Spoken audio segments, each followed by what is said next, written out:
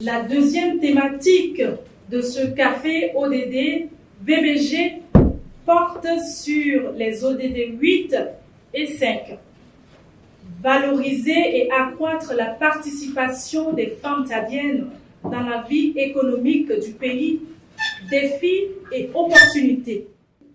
Quelles sont les contraintes à la participation des femmes dans la vie économique, particulièrement les femmes entrepreneurs?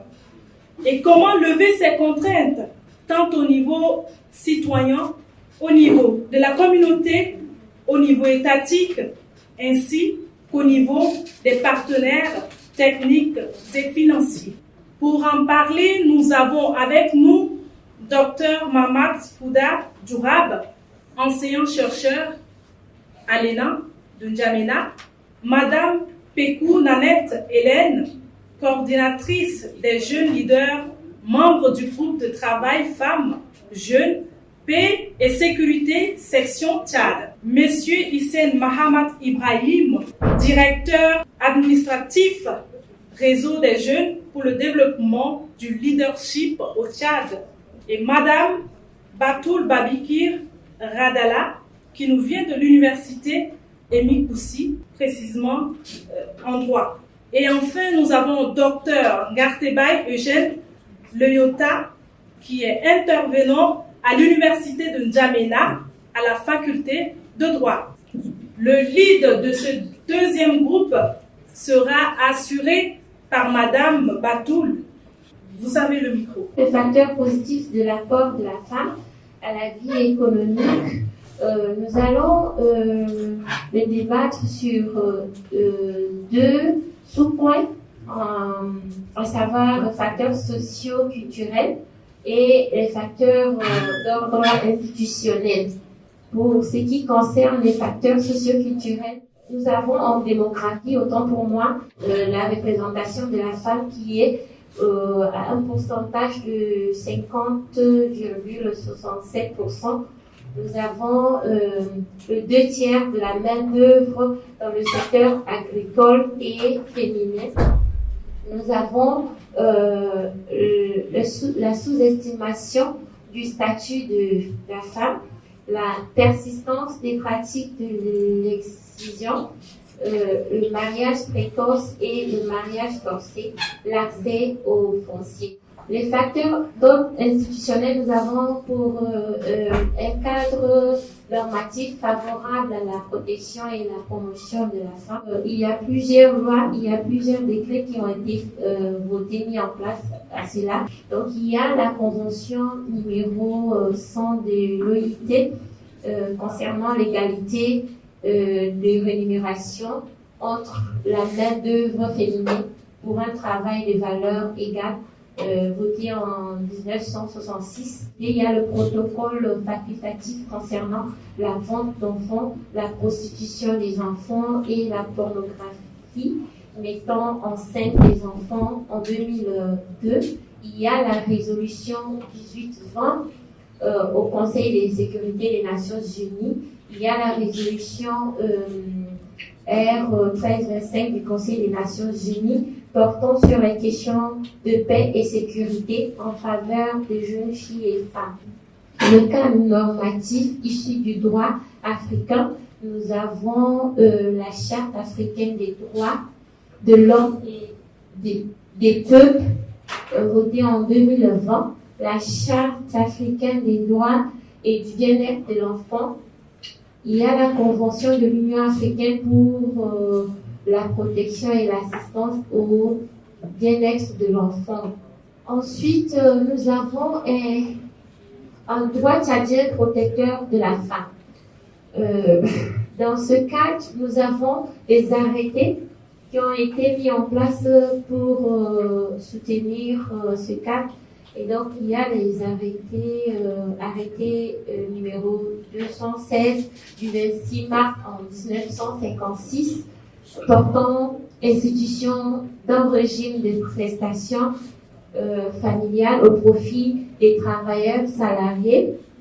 Nous avons également les lois 019 PR 19 PR 2007 du 15 novembre 2007 portant sur la lutte contre le VIH par IST et protection des droits des personnes vivant avec le VIH et la suite que vous pouvez constater. Ensuite, le cadre institutionnel fortement favorable à la femme.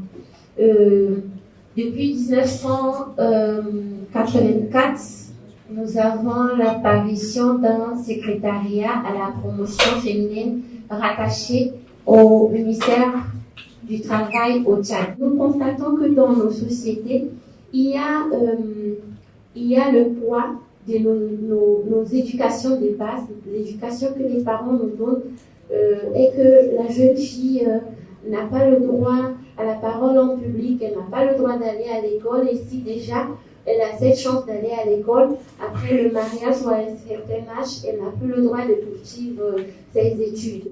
Déjà, mettre en place des nouveaux systèmes d'éducation qui puissent sensibiliser les parents à comprendre l'importance de la jeune fille et à l'école, et aussi la femme, même étant au foyer, elle a ce droit de poursuivre les études et même avoir le droit de travailler comme l'homme a ce même droit. Mettre en place un système de sensibilisation pour que la communauté valorise ce que les femmes produisent et les encourager à faire plus. Donc, il y a ces textes, mais malheureusement, ces textes sont d'abord méconnus par les femmes elles-mêmes et un grand nombre de populations qui ignorent ces textes.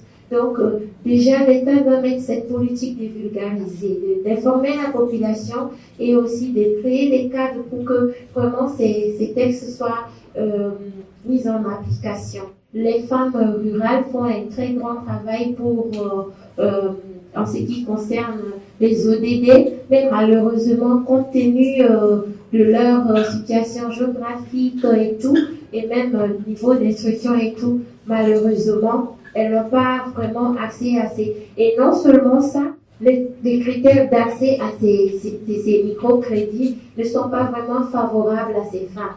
Donc, mettre en place une politique qui puisse vraiment aider ces femmes rurales à avoir accès à ces microcrédits. Est-ce que les institutions ou les ONG ont-elles cherché une fois à évaluer la mise en œuvre de certains textes ou bien l'application de ces divers textes dont vous avez cités? En deuxième position, quand vous parlez des cadres institutionnels favorables à la femme, je reviens toujours avec cette même question. A-t-on évalué les impacts de ces différents cadres institutionnels tels que les journées internationales de la femme ou semaines de la femme que vous avez cités? Et sinon, quelles recommandations pourrions-nous faire à l'instant T? Le frein pour qu'une femme puisse accéder à la terre? Disons qu'à la suite de Crozier, on ne change pas une société par décret. Mais malheureusement, nous, on a toujours pensé qu'on peut changer une société par décret et par loi. Nous, on a pondu des lois, on a pondu des décrets, mais il n'y a eu jamais des ancrages locaux pour pouvoir permettre. Et ceci est propre pas seulement pour l'aspect qui concerne les femmes, mais qui concerne toutes les institutions tchadiennes. C'est notre comble. Et donc, nos institutions sont vidées, sont des institutions de façade, nos lois sont des lois de façade qui ne trouvent pas des ancrages sociaux. Et ce qui fait que nous confrontons beaucoup de problèmes à l'application ou la traduction, ou bien même pour faire bouger les lignes sur la question de mentalité de nos leaders ou de nos communautés respectives. Je vais faire vite aussi au sujet, aux préoccupations de Mme Khadija pour la question de l'accès au foncier. Il faut dire que jusqu'à preuve du contraire, excepté les lois qui sont datées de 1967 sur le foncier au Tchad, aucune loi nouvelle n'est arrivée. Or, malheureusement, les anciennes lois reconnaissent une diarchie, c'est-à-dire la coutume et la loi, une coexistence de cette diarchie. La coexistence de cette diarchie fait que on décide en matière de succession et d'héritage d'utiliser les lois coutumières. Or, si nous utilisons les lois coutumières, ça part directement en défaveur de la femme, suivant que nous serions dans l'acception traditionnelle qui est partagée dans le sud, ou bien dans la version qui embrasse beaucoup l'islam qui est partagée dans le septentrion. Et donc, s'il y a l'accès à la terre, on règle le problème par la tradition, et si on règle le problème par la tradition, la femme n'y a pas droit. Combien des hommes ont été violentés? On en parle, mais jamais personne n'a pris l'occasion pour le temps de mener une étude dans ce sens pour avoir. Et pire encore, nos hommes se disent que c'est des garçons. Un garçon ne doit pas se plaindre quand une femme la gifle. Ou bien que quand sa femme l'a bastonnée, sa femme ne lui a pas donné à manger. Et nous aussi, c'est un problème de droits humains. Comme on l'a dit, quelqu'un l'a dit dans la salle. Donc tout le monde doit se dénoncer cet aspect et on doit aussi mener des enquêtes pour avoir des données chiffrées comme base pour mener aussi ces campagnes. Au lieu de dire seulement la campagne de violence basée sur le genre et on met l'accent sur la fille, la femme, il faut parler aussi des hommes. En parlant de la femme commerçante, surtout celle qui est dans l'informel, vers les 3h, 4h du matin, vous avez la pauvre femme là qui est déjà au marché. C'est elle qui ravitaille les détaillants ou les détaillants. Elle se pointe très tôt. Elle ravitaille. Mais la pauvre, quelques heures après, elle est renvoyée de cette place parce qu'elle n'a pas sa place. Qu'est-ce qu'il faut faire alors à cette femme? Elle travaille plus, mais il faut absolument qu'on trouve la solution parce qu'elle n'a pas de place au marché. Est-ce qu'il y a un marché pour les femmes? Il faut qu'on fasse une campagne nationale pour la promotion des produits locaux. Vous savez, il y a une chose qu'il faut d'abord commencer à comprendre. Et lorsqu'on considère la lutte pour l'égalité des femmes, rien qu'une question des femmes, on n'aura pas à atteindre l'objectif. Parce que ce sont les autres se sont exclus, ont démissionné, on pensait que c'est une question qui concerne seulement les femmes. Alors là, ça ne va pas aboutir. La deuxième préoccupation, je coutume de dire que quelqu'un qui a été un problème ne peut pas être une solution. Lorsqu'on donne la responsabilité à ceux qui gèrent les marchés, à des personnes qui n'ont aucune considération pour les femmes, ni pour les droits humains, ni pour la dignité humaine, ceux-là ne vont continuer par chasser ces femmes parce que pour eux, c'est une façon d'harceler pour recevoir en retour les 50 francs, les 100 francs.